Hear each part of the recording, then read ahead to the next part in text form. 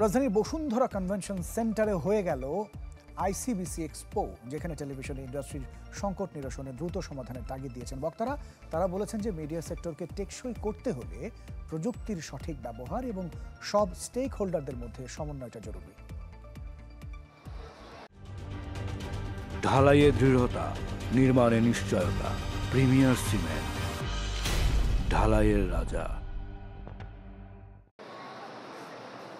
Media খাতের টেকসই উন্নয়ন ও সংকট মোকাবেলায় রাজধানীর বসুন্ধরা কনভেনশন সেন্টারে অনুষ্ঠিত হলো আইসিবিসি এক্সপো।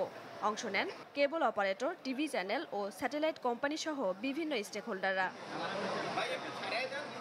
আয়োজকরা জানান, অংশগ্রহণকারীরা কন্টেন্টের মান উন্নয়ন, পাইরেসি রোধ ও তরুণ প্রজন্মকে মিডিয়া সেক্টরে আকৃষ্ট করতে কার্যকরী নীতি ও সহায়তার উপর গুরুত্বারোপ প্রয়োজন।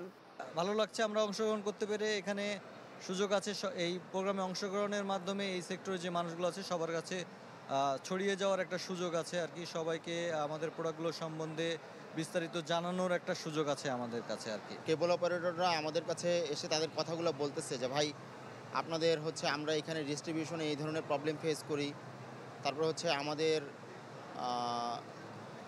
এইসব মানে বিভিন্ন উন্নয়নগুলো করা প্রয়োজন। যে এখন পর্যন্ত গ্রামাঞ্চলে এই ডিজিটাল মানে ডিশ অ্যান্টিনা দিয়ে মানুষ এখনো টিভি দেখতে হচ্ছে বা বক্স দিয়ে টিভি দেখতে হচ্ছে, এটা আরও সহজ করে দেওয়া যায় যাতে করে বিটিভির মতো এই সকল চ্যানেলগুলো জানি সবাই দেখতে পারে, সেই প্রত্যাশাই করবো গভর্নমেন্টের কাছে। কোয়াবের সভাপতি এবিএম সাইফুল হোসেন বলেন, দেশের টেলিভিশন ইন্ডাস্ট্রি বর্তমানে গভীর সংকটে। সংকট নিরসনে দ্রুত সমাধানের তাগিদ দেন তিনি। আমরা দীর্ঘদিন ধরে চেষ্টা করেছি আমাদের সেক্টরে বিদ্যমান এই সমস্যাগুলো সমাধানের জন্য।